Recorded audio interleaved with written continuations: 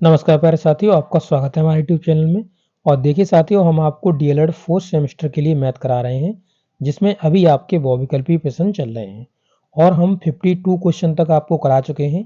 आज हम 53 क्वेश्चन से आगे स्टार्ट करेंगे और आपको अच्छे से डिटेल में समझाएंगे। तो अगर आप डीएलएड फोर्थ सेमेस्टर में हैं और आप अपने मैथ की अच्छे से तैयारी करना चाहते हैं, तो आप ये वीडियो जरूर देखिएगा, क्योंकि यहाँ पर आपके जो क्वेश्चन हैं सभी मॉडल के क्वेश्चन हैं और हर एक क्वेश्चन आपका डिफरेंट होता है। तो आपका रिवीजन भी बहुत जल्दी हो जाएगा और आप जब पेपर देने जाएंगे तो बहुत अच्छे तरीके से अपने पेपर को वहाँ पे अटेम्प्ट कर पाएंगे। तो चलिए साथी, वीडियो को स्टार्ट करते हैं। अगर आप चैनल पर नए हो तो चैनल से जरूर जुड़ जाइएगा, इस वीडियो को लाइक करिए और अपने छोटे बड़े भाई बहनों के साथ इसे जरूर शेयर कर दीजिएगा। चलिए वीडियो को स्टार्ट करते हैं। तो देखिए साथियों, यहाँ पर आप देख सकते हो आपका क्वेश्चन नंबर 53। क्वेश्चन नंबर 53 में देखिए क्या कहा हुआ है। कह रहे हैं कि विद्यालय की बास्केटबॉल टीम द्वारा 10 मैचों में प्राप्त अंक निम्नवत हैं। ठीक है, अब कह रहा है कि मैच में अंकों की माध्यिका ज्ञात कीजिए। ठीक है, तो माध्यिका कैसे ज्ञात करते हैं? या तो उन्हें आरोही क्रम में लिख लो या उन्हें अवरोही क्रम में लिख लो, तो आपकी माध्यिका निकल जाती है। तो मैंने आरोही क्रम में लिख लेता हूँ, यानी बढ़ते हुए क्रम में, यानी असेंडिंग ऑर्डर में। ठीक है, तो चलिए पहले इसमें सबसे छोटा जो नंबर हमें दिख रहा है वो 8 है। फिर इसके बाद हमारा 8 गया, फिर हमारा 9 नंबर है तो 9 लगा दिया। ठीक है, फिर 9 को काट देंगे। फिर हमारा 10 नंबर है, 10 को काट देंगे, 10 लिख देंगे। और यहाँ पर एक और 10 मिल रहा है, इसे भी काट दो और यहाँ 10 लिख दो। ठीक, अब के बाद क्या है, 10 के बाद 11 है तो 11 लिख देंगे, 11 हमने काट दिया। वहाँ से फिर हम 12 लिख देंगे, 12 काट देंगे। ठीक है, फिर हम लिख देंगे कितना, 12 के बाद हमारा 13 हो गया तो 13 लिख देंगे। 13 के बाद हमारा आपका 19 हो जाएगा तो 19 लिख दिया। 19 के बाद आपका 20 और 20 के बाद आपका 22। ठीक है, सब कट जाएंगे।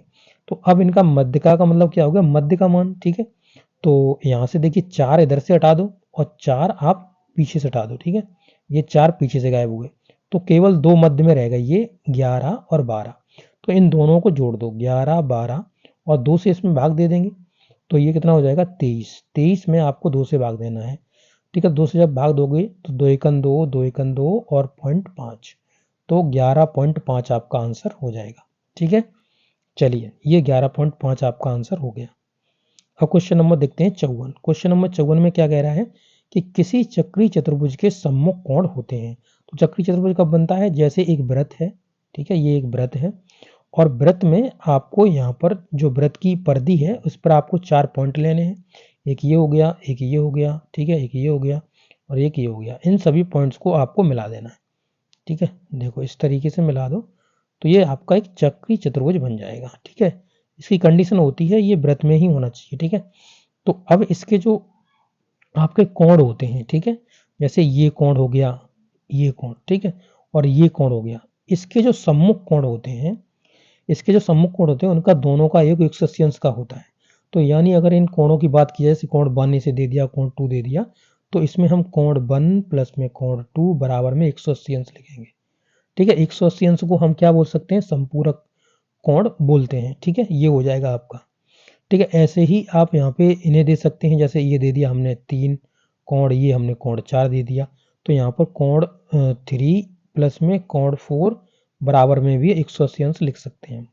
समझ में आ गया? तो एक क्वेश्चन तो आपका ये संपूरक वाला हो गया और ये नीचे पूछ रहा है कि चक्री चतुर्भुज के सम्मुख कोणों का योग कितना होता है, तो 180 अंश होता है। तो ये आपका बी वाला ऑप्शन सही हो जाएगा, ये वाला। ठीक है, तो दोनों आपके हो गए क्वेश्चन।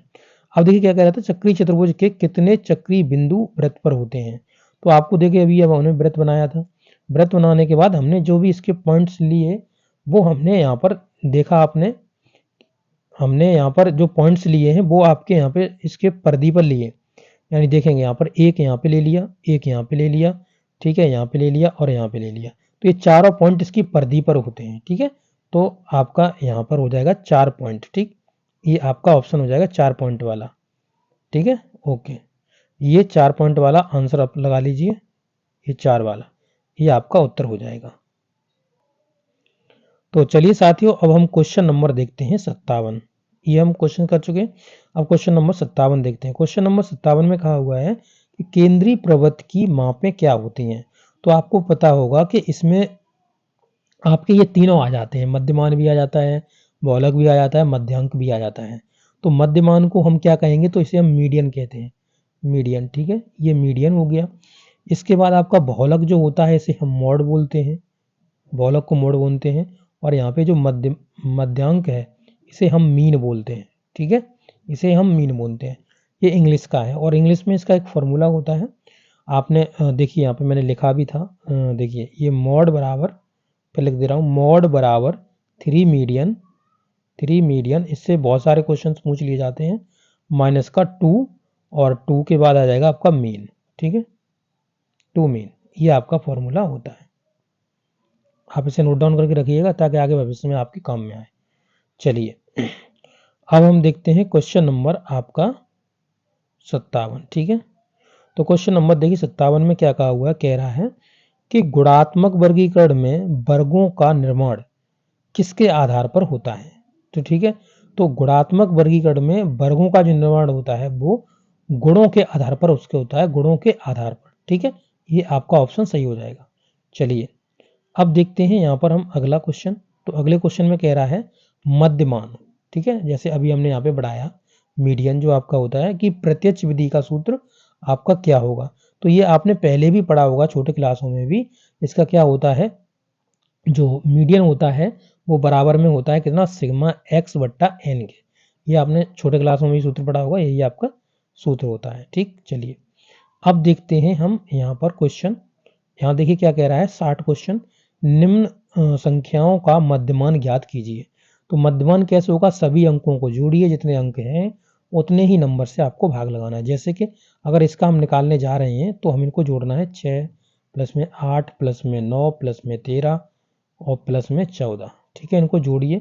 अब कितने हैं ये, 1 2 3 4 5, 5 हैं, तो 5 से नीचे भाग दे दीजिए, 5 से आप भाग दे देंगे।